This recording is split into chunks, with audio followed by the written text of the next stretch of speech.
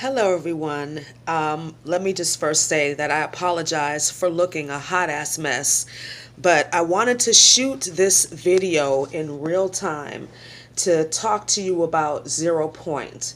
As a light worker, as a way shower, as a forerunner, as many of the other YouTubers have mentioned, like Veronica of Higher Realm Holistics and Sylvia Molera of Quantum, I forget the name of her business, but they both talk about reaching that 0 point in your ascension process, especially if you are a light worker, a way shower, somebody that's at the forefront of all of this. I've been on this path for a long time, many years, the spiritual path. I've been working and coaching with people in some capacity since 2001. I was a personal trainer. Well, I am a personal trainer still, group fitness instructor. I've been a spiritual life coach for 4 years. And I'm going to also assert too that just because you're on this path and you have this knowledge does not make you exempt from going through the experiences that you need to go through for your soul's evolution. So I think we need to let go of that guilt when we do actually have to experience these things as coaches, as teachers, as way showers, because we're all here to ascend and grow as well. Otherwise, we would not be here. So getting back to the main point of what I was talking about, 0 point, there comes a time in your awakening process where you have to decide that you are going to fully step into that new life, which means that there are things that cannot come with you, people, situations, circumstances, physical items. These are things that you cannot carry forward with you into the new energy, 4D, 5D.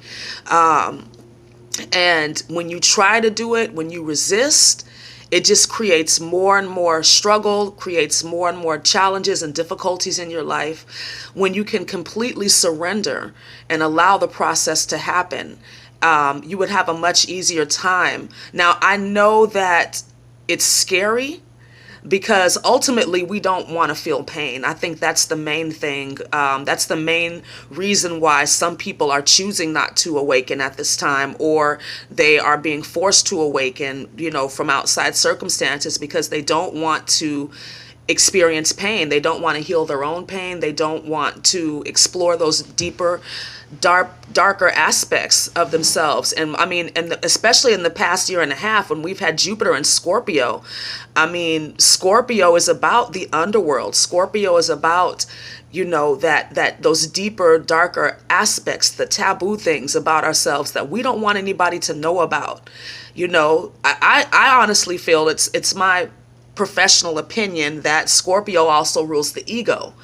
We could also maybe argue Aries, but I think Scorpio rules that inner ego where you are just so, you know, all or nothing. I know that's the approach that Scorpio takes. And I know Scorpios in general do like to deal with truth, but they sometimes are about crisis. And that's what Jupiter and Scorpio is. It's about hitting that crisis point, the tower card in the tarot deck, okay, where everything just fucking falls apart.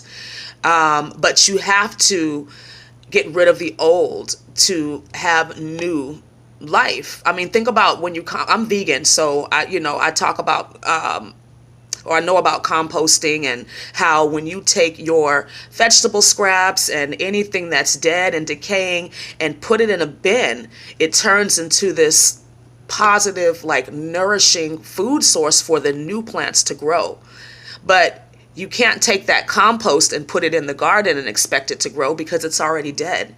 So you have to leave it behind, right? And so when it comes to 0 point, which I'll even call the dark night of the soul, when you are rock bottom, when you have nothing left, but what really, really matters, what really is of value to you, only then can the universe bring in the new for you. And I'm at that point right now. I've actually, most teachers have experienced many dark nights of the soul. If you're going to be a good teacher, you have to go through certain experiences, because as Abraham says, words do not teach. Life experience teaches. Now, you can help people, you can guide them and try to tell them things, but ultimately experience is the best teacher. We know this. So the 0 point in terms of the ascension process on a metaphysical sense, to me, means that we are at that point, at that crossroad, at that point where we have a lot of opportunities, a lot of choices that we can make. And that makes it even more daunting sometimes. But that's why it's so important to tune in to your guidance, to ask your higher self, what is it that I need to be doing right now? Give me the information. And I don't know about you, but I have very honest and open conversations with my guides, my higher selves. I might even swear sometimes, because they already know anyways. They feel that vibration, but I feel it's very important for me to be honest, because that's a very practical way to purge those feelings. And they're only about love and light and your guidance and your well-being. So they only see the energy anyway, and they're wanting to heal it. So you need to be honest. And that's a whole part of this 0 point, tower moment in the tarot deck, where you're actually in that fire. You're being tried by fire. You are being asked to let go of certain things first. Okay, you will be asked, hey, you want to move to the next step, you're going to have to let this go. So you'll have the option. But if it's in your life plan to move forward, then you will have to make that choice, or outside influences will make that choice for you. And then you have an issue of power struggle, right? Because if you are allowing outside circumstances and situations to dictate what it is that you do, then you're giving your power away. But it begins in the mind, okay? It begins in your thinking. Like, how am I thinking right now? What am I feeling right now? And so that's why it's so important to tune in. Even if you're not a fan of meditation, I happen to love meditation. I think it's very, very important for spiritual growth and to remain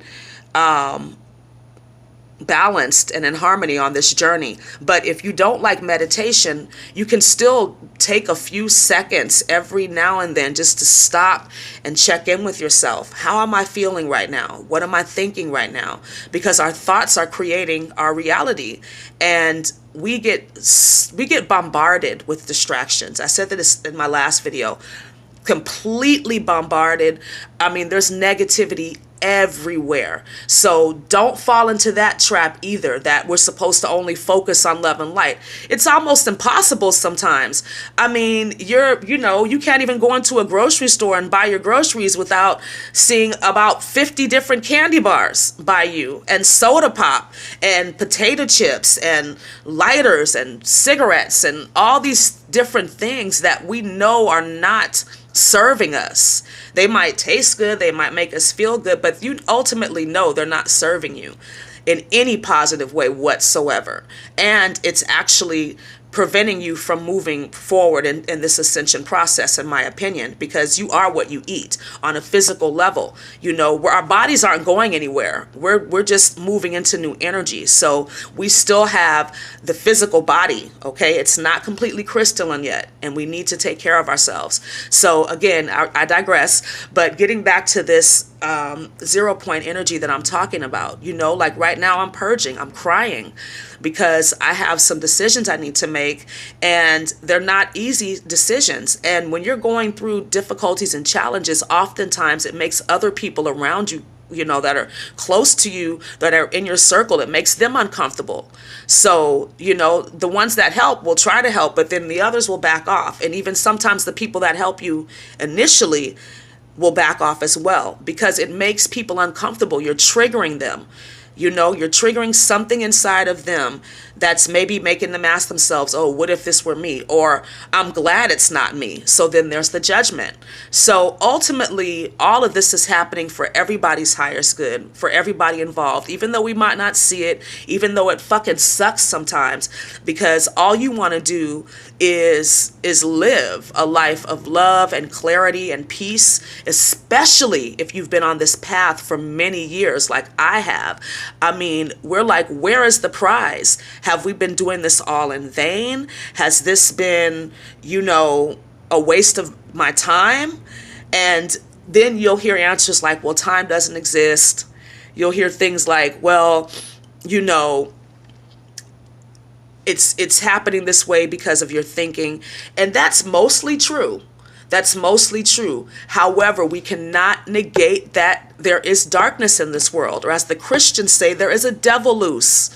Okay? And we have to, you know, maintain our light, especially us forerunners and people that really have a calling and a life mission, and you know what it is.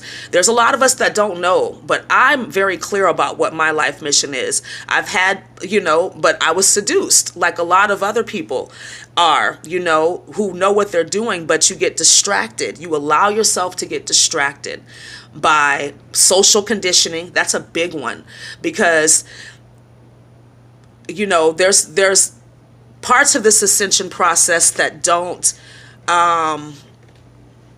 necessarily, how can I put this out right? I'll just give you an example. I've had to actually cut off family members. Now, socially, we're taught that, you know, blood is thicker than water, especially if you grew up in a religious community. You know, you're supposed to forgive and just, you know, accept people for who they are. You know, that's partially true too in the Bible, because they're not all accepting either. But anyway, what I'm trying to say is that we're supposed to just totally negate how we feel, totally negate what our guidance is telling us, totally negate the fact that this person, whoever this person is or this situation is, they're not changing. They refuse to make any adjustments. And so you're just supposed to take their shit because you're a spiritual person. You're supposed to handle anything. That is complete baloney. Okay, you have to maintain your light, and I don't care who it is, if it's family, friends, your mother, your father, if they are not taking responsibility for their energy and they are using you as an energetic food source, then you need to cut the ties. Yes, it will be painful. Yes, you will have a lot of people disagreeing with you. Yes, it will make you feel guilty for a long time probably. But there's nothing more important than for you to maintain your light. That's the most important thing for you to do. Self-love is a very practical tool for doing that. You know, self-love practices. And, you know, Louise Hay has a lot of great videos up, the 10 steps of self-love. You can go on Pinterest and find practical ways to practice self-love, because I'm all about practicality.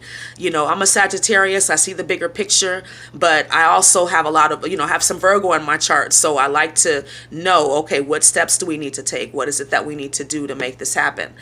But I'm going to wrap this all up by saying, if you are on this path, which I'm assuming you are if you're watching this video, that you will have tower moments. You will hit 0 point where you have to decide if you are going to let go of things that no longer serve you, because life is always moving. Energy is always moving and shifting and changing. And you have to be willing to go with that flow, or you can remain stuck in the fear and make that whole process a lot harder than it has to be. But we're all learning, so nobody's wrong. We're all on different timelines. I finally understood what that meant, you know, because that was a very confusing topic for me, switching timelines and things like that. But maintain your light. Trust this process of 0 point. Trust this process of the dark night of the soul, which is purging you of all of that negativity and fear. and know that you are guided, you are loved, but we have to ask for the guidance. We have to remember to ask for the guidance in those moments of darkness, and we ask for it over and over and over and over and over again until you feel the shift, and then you do whatever your guidance tells you to do. I don't care how crazy it is. It might not even seem related to you, whatever it is you're trying to get information about. But just do what needs to be done, which is doing what your guidance tells you. And the universe will show you miracles. We all know this. Even as we experience tower moments, we have also experienced miraculous moments, miraculous things, the number synchronicities, things showing up in divine timing. I mean, if that is true, then everything else has to be true. That's just how I see it. So thank you for watching. I hope this was helpful for you. I hope this was a supportive video for you if you're going through 0 point, tower moments, or dark nights of the soul. And I am taking coaching sessions. My information is in the description box below. And have a wonderful day. Namaste.